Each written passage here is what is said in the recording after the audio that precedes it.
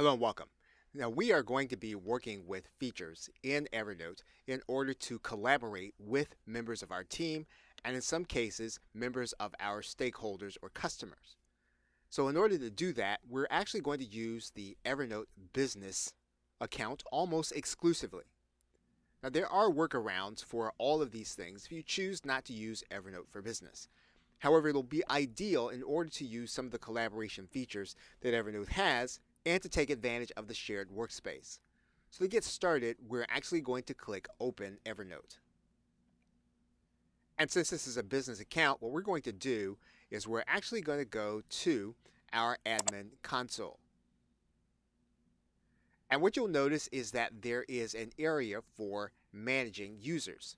So if you don't have your current team members as part of your Evernote account, you want to add them. And so you're going to click Add Users.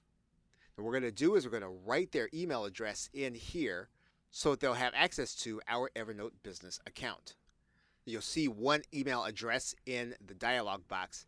If you need to invite users in bulk, you can do that at this link.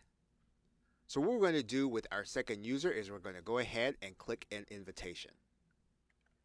And as a reminder, the individual that will be part of our account will be charged to the account that we are paying for. That individual will not be paying for the account.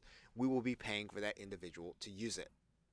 So what we're going to do now is we're going to now go to the email address of the other team member. And you're going to notice that this individual has an email in their box that says that they're invited to join their company's Evernote account. We're going to go ahead and click that link just as if we were the team member.